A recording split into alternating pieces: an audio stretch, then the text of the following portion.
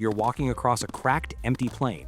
No trees, no rivers, no clouds. The ground under your feet is dust. Your lips are dry. You haven't seen real rain in months. This isn't some apocalyptic movie. This is just your normal life, and you're a human 20,000 years ago. Here's the question: how do you not die? Because for most of human history, no rain wasn't a joke. It meant your food, your water, and your chances of survival were all starting to disappear. The grass shrivels, the animals move away, the streams retreat underground. So how did ancient humans actually survive long stretches with almost no rain? How did they get water? And more importantly, how did they get food when the sky refused to help? Let's step into the problem. Imagine you're born into a small band of hunter-gatherers. You don't have wells, pipes, or bottled water. You don't even have guaranteed seasons. During the last ice age and the wild climate roller coaster that followed, rainfall could change dramatically in just a few generations. Regions that were once green turned into semi-desert. Lakes shrank and monsoon rains weakened or shifted position. And yet, humans stayed. They didn't just disappear every time the clouds stopped showing up. Here's the first surprising thing. Our ancestors did not wait for the rain. They followed the water. Archaeologists have noticed something weird when they map ancient camps. Over and over and over again, hunter-gatherer sites cluster right next to permanent water. Lakes, rivers, springs, wetlands. There's a site on the shore of the Sea of Galilee called Ohalo II. It's a 23,000-year-old camp from the end of the last ice age where people were fishing, hunting, and gathering plants. It was only discovered because a modern drought dropped the lake level enough to expose it again. So yes, ancient droughts revealed ancient drought survival strategies. At Ohalo II, researchers found hut remains, tools, and a ridiculous amount of food evidence. Tens of thousands of plant remains from more than 100 species, plus fish bones and animal bones. This camp sat right on a fluctuating lakeshore. The water level could shift, but there was almost always some form of water there. When rainfall failed in the wider region, that lake became an anchor. Animals came to drink, plants grew in the margins wet, fish were trapped in shallow pools. If you lived there, you had options even when the sky dried out. So first rule of surviving without rain: don't stay where the rain used to be. Stay where water still exists. But here's the unusual part. These people weren't just camping next to water. They were turning water-rich spots into survival engines. At Ohalo II, grains like wild barley and other grass seeds weren't just some minor snack. They were a major staple of the diet, along with nuts and fruits like acorns, pistachios, olives, and grapes. That broad menu is exactly what you want when rainfall is unreliable. Imagine you're in a dry year. Big animals are rare to find. Herds have already moved away. If you only rely on one thing, say gazelles, you're in trouble. But if you can switch between fish, roots, seeds, fruits, and smaller animals, your chances of making it through a bad season jump massively. Scientists call this a broad-spectrum diet. Instead of specializing in a few juicy species, you spread your risk across many. And that strategy shows up right at the end of the Ice Age when conditions were cooler and often drier than today. Less rain? Fine.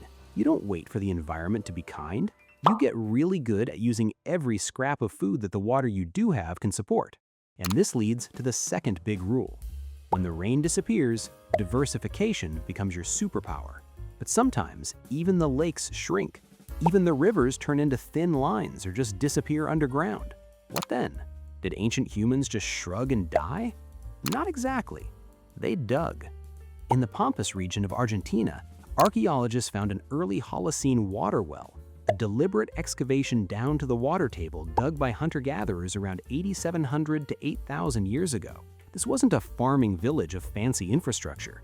It was a mobile foraging group that decided, okay, we're going to pull a hidden river up to the surface. That well shows that by that time, digging for groundwater was already part of their behavioral toolkit. They knew where water tended to sit beneath the surface, and when the rains failed, they could turn invisible moisture into drinkable water. So by now, our drought survival playbook looks like this. Follow permanent water, exploit everything that water supports, and if water retreats underground, go after it. But here's where it gets even more interesting. Because for long, dry phases, humans didn't just solve water and food with clever tricks. They solved it with movement and with each other. When climate swings hit, like the Younger Dryas, a cold, dry snap about 12,900 to 11,500 years ago, Some older stories claim that foragers simply couldn't adapt, and that's why farming started. But newer research suggests something more nuanced. Foraging societies adjusted in flexible cycles, shifting where they lived, what they hunted, and how they shared resources. In many regions, hunter-gatherers responded to droughts and rainfall drops by changing their mobility patterns. They became more nomadic, moved seasonally between water-rich zones, and avoided overcommitting to any single place. Think about that. If your home valley dries out for several years, your survival plan isn't something simple like just install a sprinkler system. It's have somewhere else to go. Studies of prehistoric communities in places like the Southern Caucasus, in modern Armenia and Georgia, have found signs of long-distance mobility and wide social networks stretching across different landscapes. People in small, scattered groups stayed connected through shared technology, knowledge, and exchange, even while environments around them were shifting. Why does that matter in a drought?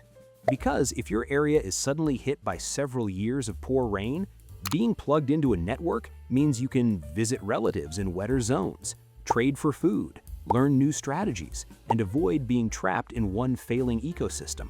So the third rule, you don't survive a long dry spell alone. You survive it as part of a moving, talking, and sharing web of humans. And that web, by the way, is part of what makes us so different from other animals. Okay, let's go even deeper. Short dry spells are one thing, but what about regions where until it rains again might mean a year?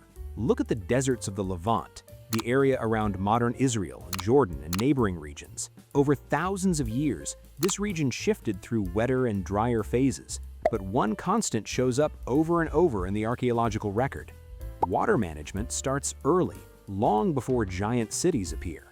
Hunter-gatherer and early settled communities chose sites next to springs and wetlands like Ain Malaha and the Hula Valley, where people lived by a spring that provided stable water and attracted fish and migrating birds. Later, early Neolithic villages such as Jericho depended on springs like Ain el Sultan and on nearby wetlands to buffer them against dry periods. These people weren't just lucky, they were strategically placing themselves in hydrological sweet spots, places where water was backed up underground or emerged steadily even when rainfall was irregular.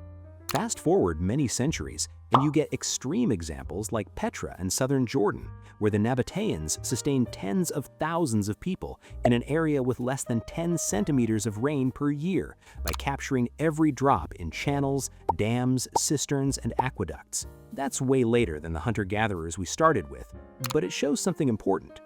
Water management didn't suddenly appear with modern plumbing. It evolved step by step, from live by the spring to dig the well, to build the cistern, to invent entire hydraulic cities. The seed of that idea that you don't just suffer through dry times, you engineer them, already existed in ancient foraging societies.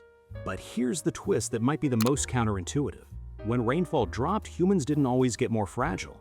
Sometimes they got smarter. In central and northern Australia, late Holocene hunter-gatherer communities were strongly impacted by shifts in summer monsoon rainfall. Periods of lower rainfall forced changes in population density, movement, and resource use. And in response, groups adjusted where they camped, how intensely they exploited landscapes, and even how they organized socially.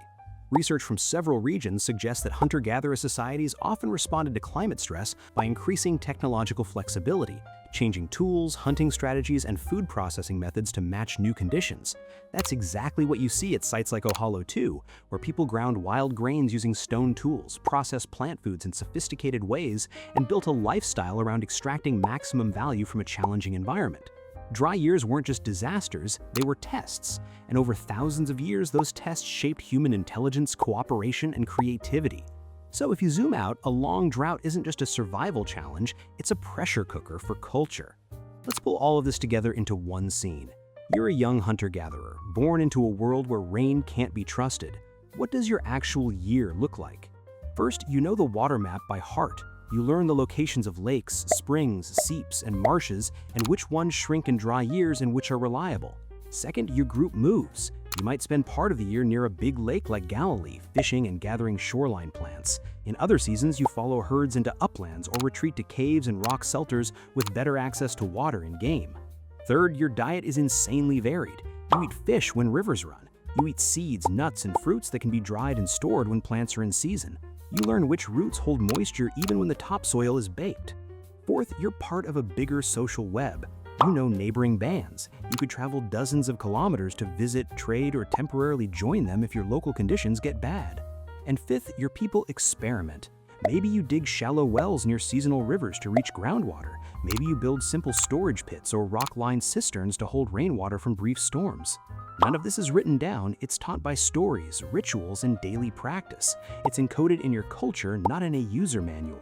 So when the rain stops for months, your group doesn't panic like a modern city would. They shift gear, they move camp, they tap into different foods, they call on relationships. This is what resilience looked like before we had weather apps. And now the bigger meaning. We usually think of civilization as something built on abundance, huge rivers, rich soils, steady climates. But a lot of what makes us human was actually carved out of scarcity, uncertainty, and yes, long periods without rain. Drought forced our ancestors to learn landscapes in microscopic detail. It pushed them to diversify their diets, invent tools, share knowledge, and maintain far-flung networks. It nudged them toward digging wells, building storage, and eventually domesticating water itself, turning it from a gift of the sky into something you could manage, predict, and control. Those long stretches of no rain didn't only threaten human life, they trained human minds. When you look at modern cities with reservoirs, pipelines, and massive dams, you're seeing the extreme end of a story that began with small bands camping by springs, widening their menu of foods, and quietly digging down to reach hidden water. And here's the payoff. The next time you complain that it hasn't rained in a while, remember, your ancestors stared at empty skies for years, and instead of giving up, they built entire ways of life around surviving that emptiness. They turned drought into a design problem. They answered it with movement, with memory, with cooperation, and eventually with engineering. So when we ask, how did ancient humans survive long periods of no rain?